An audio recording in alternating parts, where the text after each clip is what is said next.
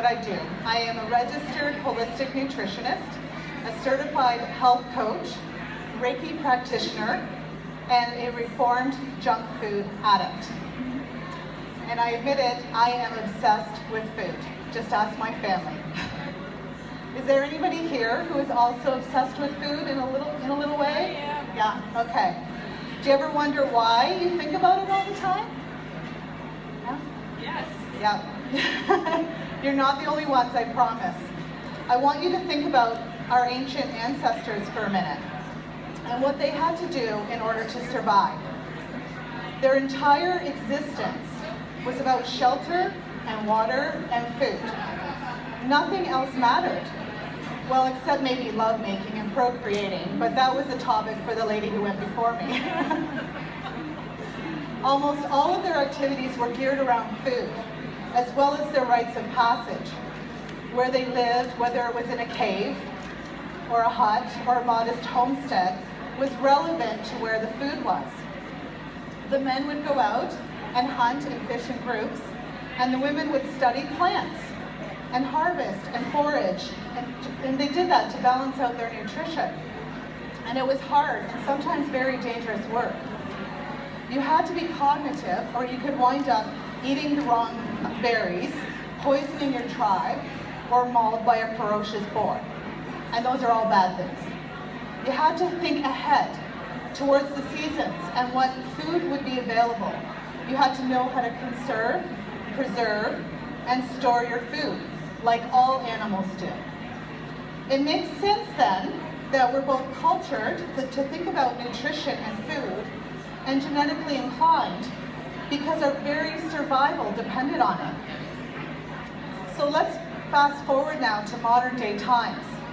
We're probably no more than 40 feet away from food at any given moment, right? Because we've got Derek over at Freyberg's and he's feeding us all really well today. Through evolution, we have made it simpler, easier, and safer to provide food for our families. Although a holistic nutritionist could argue against how safe processed food is, but we can save that debate for another day. We no longer have to plan weeks in advance for a hunt, follow the herd, know when the salmon will spawn, wait for foraging seasons. We just get in the car and we drive 3 blocks to the grocery store where we can find anything that we need. There is no more feast or famine.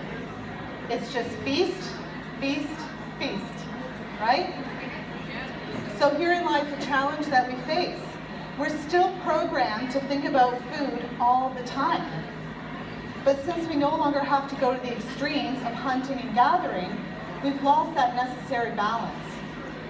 Most of us aren't tucked away in our furs when the sun goes down, exhausted from a day of hard physical labor, and up at the crack of dawn, ready for another marathon.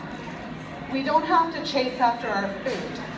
Although it used to be when I had Oreos, my husband would have to chase me to get some. We don't have to walk 3 days looking for herbs or plants or berries, and we don't utilize every calorie that we consume.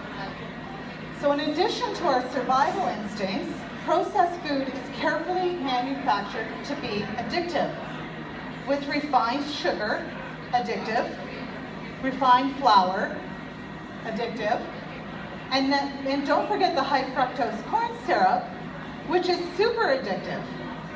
So now, not only do we think about food all the time, which is normal, but now we physically crave those highly processed foods. And to put it bluntly, and to coin a phrase from Dr. Mark Hyman, who is a food activist and co-director of the movie Fed Up, our hormones, taste buds, and brain chemistry have all been hijacked by the food industry. So, just in case we forget how addicted we are, we have television advertisements to remind us at 9 p.m., just as we're ready to wander up to bed, that we haven't fed our addiction in 2 to 3 hours. At which point, we start opening cupboards and start grazing, and if you're like me, pretty much eating everything in sight. and sometimes not stopping until I hit the drywall, right? So no wonder we're all out of whack. Are we obsessed with food? You bet we are. So if you're beating yourself up about it, please stop now. The obsession will never go away. And although we can learn to manage our addiction, and that's something that I help my clients with, instead we need to embrace our preoccupation and channel our energy in a positive way. We need to think about food differently. If you're going to think about it constantly anyway, be cognitive about where your food comes from. I want you to start reading labels. What are those ingredients anyway? Google them. Google's a really cool thing, actually. It's been around for a while. It's probably going to be around for a while longer. It gives really amazing information about those ingredients that you're reading on your labels. Know exactly what they are and why the manufacturers put them in your food. Many, many times, it's because they are addictive. And they want you to come back and buy their product again and again and again. And we do. Learn what you need to eat in order to thrive, okay? It's not just about eating, it's about thriving. It's about looking at ingredients, looking at the food that we're eating from a nutritional standpoint and saying, how will my body respond to this? How will this be good for me? Stop counting calories. Start looking at food from a nutritious perspective and how it's going to make you feel good. Mentally, emotionally, physically, spiritually, nutrition can do all of that for us. Question, learn, discover, and then teach. Teach your children. Teach your grandchildren. It's something that we need to do, and it's something that has gone away. We need to start doing it again. Think of it as modern day foraging, and we're those pioneers, okay? Because it's a new world. Don't stop thinking about food. It really goes against our nature, and it's an impossible task.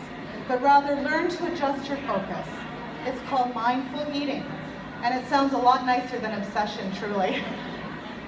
I appreciate that life is busy, and maybe you don't have time for all of that, but we don't have time for sickness either. And if you're already suffering from ailments, it's an even better reason to start being more mindful. So let's lean into it together. You don't have to do it all at once. Lean in. Decide one day, I'm just going to start reading those labels. I'm going to try and understand a little better what I'm putting into my body. That's all you have to do. We must eat. Nutrition is essential to life, and through making healthy choices, we almost always get to decide the quality of that life. So please live well. Thank you.